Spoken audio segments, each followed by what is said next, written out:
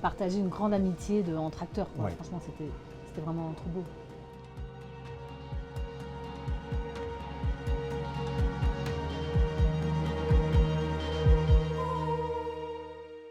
Alors, c'est l'histoire d'une jeune femme qui pète les plombs, qui, à un moment, décide de se retirer du monde et de quitter sa famille, sa communauté, les siens, et part vivre toute seule dans les bois voilà, et vivre complètement isolée de tous.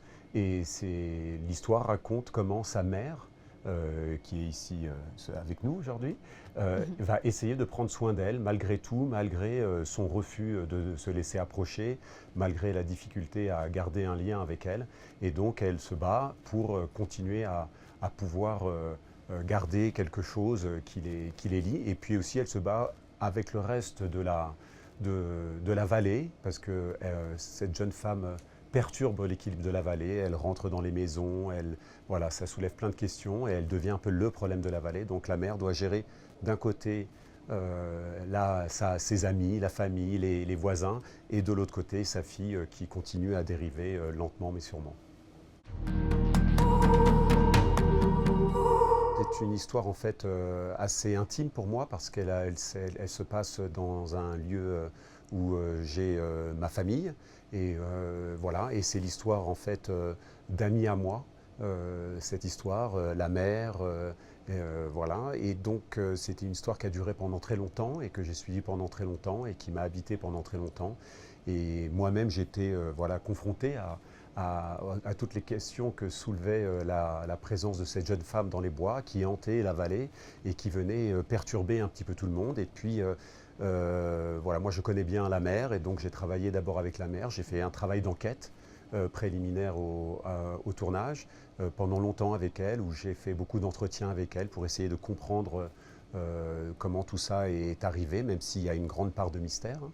Mais voilà, et puis j'ai fait beaucoup d'entretiens aussi avec les amis de la jeune femme, avec les amis de la mère, avec ma famille, avec tous les gens qui ont été confrontés à cette histoire, parce qu'il y a eu beaucoup d'antagonisme. Il y avait des gens qui la soutenaient, il y avait des gens qui étaient contre voilà, cette jeune femme et cette situation, et donc ils voulaient y mettre fin, voulaient la faire arrêter. Et donc c'est une histoire qui nous a tous, c'est une histoire intime et collective. On était tous de manière plus ou moins directe concernés et confrontés à des questions un petit peu existentielles, et jusqu'où on peut accepter un comportement marginal, un comportement qui vient déranger nos convictions, qui vient déranger nos certitudes. Donc voilà, c'est très naturellement que j'ai eu envie de raconter cette histoire, parce que voilà, c'était intime, et puis parce que j'ai eu l'opportunité de le faire. C'est pas juste des envies d'un réalisateur de documentaire. Tous les réalisateurs de documentaires ou les réalisatrices ont souvent secrètement le désir de passer à la fiction, mais encore faut-il en avoir l'opportunité. Moi, c'est grâce à Isabelle Madeleine, qui était au courant de ce travail que je faisais, qui m'a proposé de m'accompagner pour en faire une fiction. Donc c'est aussi en grande partie grâce à elle. La grande différence, c'est qu'on travaille avec une grosse équipe, donc on est un peu comme un chef de chantier, hein. C'est quand même, voilà, c'est peut-être pas très glamour, mais c'est ça, hein. Il y a 40 techniciens, donc ça c'est la grande différence avec le documentaire, où moi d'habitude je tourne très seul et de manière, en étant très proche des personnages que je suis. Donc ça c'est la première différence. Et l'autre grande différence, bah, c'est la direction d'acteur, et c'était ma grande interrogation. Est-ce que j'allais me sortir de cette affaire? Et quand on a la chance de tourner avec Céline Salette, avec Bertrand Belin, avec Lou Lampros, qui sont des grands acteurs, et puis on dit souvent que ce sont les réalisatrices ou les réalisateurs qui choisissent leurs acteurs, mais c'est en réalité aussi l'inverse, et beaucoup l'inverse. Et donc j'ai eu la chance que Céline accepte de venir travailler avec moi, et ça m'a beaucoup aidé parce qu'elle est d'une telle force et d'un tel professionnalisme, et du coup c'était très facile, enfin pas très facile mais quand même assez facile, et j'ai pas eu de grosses angoisses finalement. Ça m'angoissait avant, et puis pendant le tournage, Céline et Bertrand et Lou ont rendu tout plus facile pour moi à ce niveau-là, donc c'était un vrai plaisir. Et puis moi j'ai découvert ce métier d'acteur, et cette force et ce savoir-faire, parce qu'on ne se rend pas compte, mais en fait c'est très impressionnant de voir des acteurs au travail. Je sais pas si j'ai assez travaillé, mais j'avais regardé un peu des images qu'avait tournées, des images documentaires où on voit cette maman dans cet exercice-là, dans l'exercice de la recherche de son enfant, de prendre soin à distance. Donc Camille m'a quand même pas mal guidée. Hein, enfin, je veux dire, quand il dit que c'est une histoire intime, je me reposais beaucoup sur lui. Il était d'une certaine façon le dépositaire de la justesse de ce que je pouvais proposer. Donc je me suis préparée un peu, puis après je me suis vraiment reposée sur lui.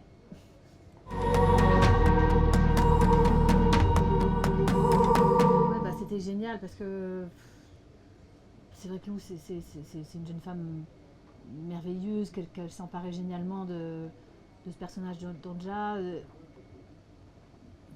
C'était hyper simple, on avait une espèce de grande complicité, tendresse. Et pareil avec Bertrand, qui est un homme merveilleux et délicieux. Donc il y a une espèce de, oui, de communauté d'âme, de fratrie, de camaraderie. Très facile aussi, mais en effet facilité par les choix de Camille. Et il a fait en sorte que on soit des camarades, quoi, des bons camarades. Oui, ça marchait, c'était vraiment une petite famille. Et c'était fou comme ça marchait. Mm.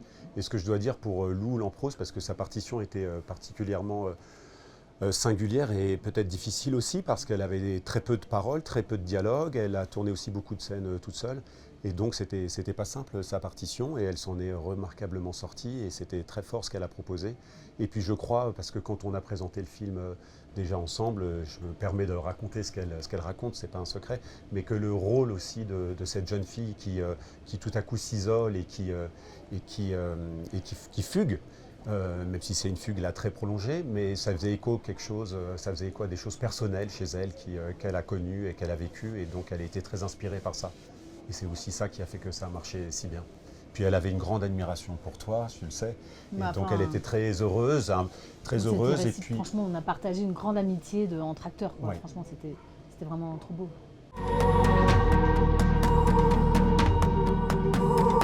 Je ne sais pas s'il porte un message engagé. Bah, il y a toujours un message, il y a toujours un engagement, il y a toujours des valeurs derrière une écriture, derrière un film, derrière une envie, une cohérence. Donc effectivement, oui, ça se passe dans une communauté des Cévennes, des néo-ruraux qui sont retirés de la surconsommation et qui vont vers la décroissance et qui vont vers un souci de tout ça. Mais c'est vraiment ça le contexte. Moi, ce qui m'intéressait particulièrement, et s'il y avait un message plutôt politique, je dirais que c'est sur plutôt la position de la mère, et que j'ai voulu raconter cette histoire du point de vue de la mère, parce que j'aurais pu la raconter du point de vue de la jeune femme, de la fille, des parents, d'autres personnages, mais ce qui me semblait, moi, le plus important, c'est que c'est une histoire qui était la plus lourde et la plus difficile à porter pour la mère, comme c'est souvent le cas, voilà, dans ce genre de situation, parce que là c'est une situation où c'est poussé à son paroxysme, la jeune fille vit dans les bois, mais il y a beaucoup de parents qui connaissent ça, qui ont des enfants qui vont mal, qui s'isolent, qui restent dans leur chambre,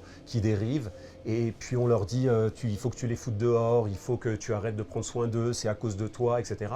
Mais en réalité c'est très compliqué à faire, et donc il y a un lien comme ça très fort qui peut être entre un père et son enfant, et là en l'occurrence c'est avec la mère, mais c'était ce lien dont je voulais parler moi principalement, et ce côté mère louve, et que malgré tout, même si peut-être elle fait l'inverse de ce qu'il faudrait faire, cette mère, malgré tout elle ne peut pas s'empêcher de le faire, et c'est normal. C'est normal quand on a un enfant qui est dans les bois et qui est dans le froid et qui n'a peut-être pas à manger, qui est peut-être tombé dans un trou, c'est normal qu'elle, même si la jeune fille fait des conneries, c'est normal qu'elle aille continuer à prendre soin d'elle malgré tout, malgré tout le monde qui lui dit de faire le contraire. Donc c'est surtout sur l'amour maternel ou l'amour parental.